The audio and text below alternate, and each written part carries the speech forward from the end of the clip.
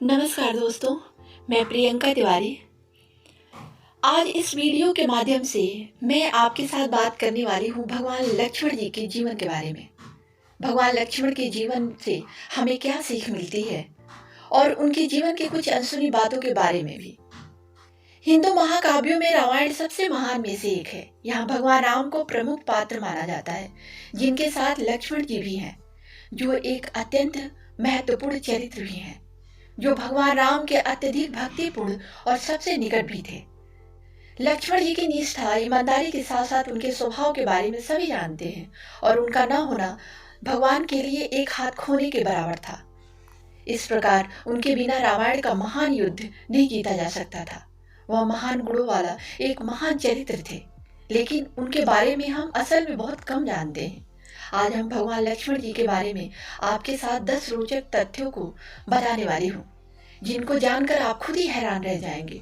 तो चलिए शुरू करते हैं। हम सभी लोगों ने रामायण के बारे में बहुत अधिक पढ़ा है और रामायण को देखा भी है, लेकिन रामायण के अंदर कुछ ऐसी अनसुनी बातें थीं जिनके बारे में अभी तक आपको जानकारी नहीं है। लेकिन इस वीडियो को देखने के बाद इस रोचक तथ्यों के बारे में आपको जरूर पता लगेगा, इसलिए इस वीडियो के अंत तक आप बने रहें। लक्ष्मण जी शेष नाग का एक अवतार है, जिस नाग पर भगवान विष्णु क्षीर सागर में विश्राम करते हैं, जो दूध का सागर है। शेष नाग सभी नागों के राजा हैं। वह ब्रह्मांड के सभी ग्रहों को अपने फन पर रखते हैं। शेष नाग और भगवान विष्णु अविभाज्य हैं।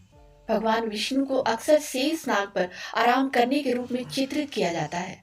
भगवान विष्णु राम के रूप में पृथ्वी पर उतरे तो शेष नाग उनके साथ लक्ष्मण जी के रूप में आए। यही कारण है कि ताटिक मिथिला को नष्ट करने के लिए रावण द्वारा भेजा गया एक नाग को लक्ष्मण को देखकर भागते हुए देखते हैं।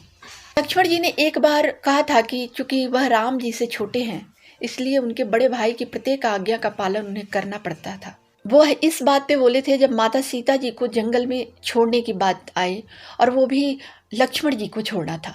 भगवान लक्ष्मण जी बिल्कुल भी नहीं चाहते थे कि सीता जी को जंगल में छोड़ा जाए। उसी समय ये बात बोले थे, दूसरी जन्म अगर हो तो मुझे छोटा ना बनाया जाए, कि ये आज्ञा अगर मैं बड़ा होता तो बिल्कुल भी नहीं मानता कि सीता जी को जंगल में छोड़ा जाए। यही कारण है कि बड़े भाई बनने की उनकी इच्छा अगले अवतार में पूरी हुई, जबकि भगवान विष्णु छोटे भाई कृष्ण बने, शेषनाग बड़े भाई बलराम बने। लक्ष्मण जी शेषनाग के अवतार थे और शेषनाग विष्णु से अविभाज्य हैं। इसलिए जब विष्णु राम के रूप में पृथ्वी पर अवतरित हुए, शेषनाग ने लक्ष्मण जी के रूप में अवतार लिया, और जब विष्णु जी ने बाद में कृष्ण के रूप में अवतार लिया तो शेषनाग उनके बड़े भाई बलराम के रूप में उनके साथ थे।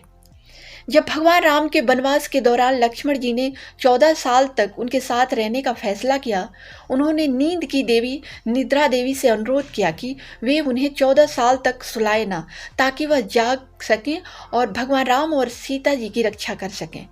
निद्रा देवी उनके समर्पण से प्रभावित हुई और उन्हें वरदान दे दिया। यही कारण है कि लक्ष्मण जी को गुड़ाकेश के नाम से भी जाना जाता है। यह एक बहुत ही मजबूत शर्त थी जिसने उसे मेघनाथ को मारने में सक्षम बना दिया। मेघनाथ को वरदान था कि उसे केवल गुड़ाकेश ही मार सकता है, जिसने नींद को हरा दिया है। लक्ष्मण जी सच्चे सज्जन थे। वनवास के दौरान भी लक्ष्मण जी अपने भाई राम और भाभी सीता के साथ रहे, लेकिन उन्होंने कभी उनका चेहरा नहीं देखा। उन्होंने केवल उनके चरणों को देखा। जब सुग्रीव ने उन्हें सीता जी द्वारा फेंके गए आभूषण दिखाए, जब रावण उन्हें लंका ले जा रहा था, तो लक्ष्मण जी केवल सीता जी की पायल ही पहचान कर सके थे। उन्होंने कहा कि उन्होंने पूजा में उनके पैरों पर सिर रखते हुए उन्हें देखा था। वह किसी अन्य आभूषण को पहचानने में सक्षम नहीं थे, क्योंकि उन्होंने कभी भी उन्हें करीब से देखने का अनुमान नहीं लगाया था।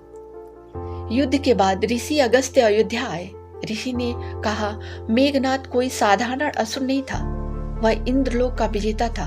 उसके पास त्रिमूर्ति, ब्रह्मास्त्र, नारायण शास्त्र और पाशुपतास्त्र के 3 परम हथियार भी थे, और वह केवल उसी व्यक्ति द्वारा मारा जा सकता था जिसने 14 साल तक किसी महिला का चेहरा नहीं देखा, न खाया हो, न सोया हो। लोग हैरान थे कि लक्ष्मण इन शर्तों को कैसे पूरा कर सकते हैं। लक्ष्मण ने समझाया कि वह रात में राम और सीता की रक्षा के लिए 14 साल तक नहीं सोए थे। अपनी माँ को वनवास जाने से पहले रानी सुमित्रा ने उन्हें सोते समय राम और सीता जी की रक्षा करने के लिए कहा था। उन्होंने 14 साल तक नहीं खाया क्योंकि राम ने उन्हें खाना दिया था, लेकिन उन्हें खाने के लिए कभी नहीं कहा था। लक्ष्मण जी अपनी वफादारी में मानते थे कि उनका जन्म भगवान राम की सेवा के लिए हुआ है और इसलिए उन्होंने बिना बताए कभी कुछ नहीं लिया और कभी कुछ किया भी नहीं। जब राम को पता चला कि उन्होंने पृथ्वी पर अपने कर्तव्यों को पूरा कर लिया है तो उनके लिए बैकुंठ लौटने का समय आ गया था।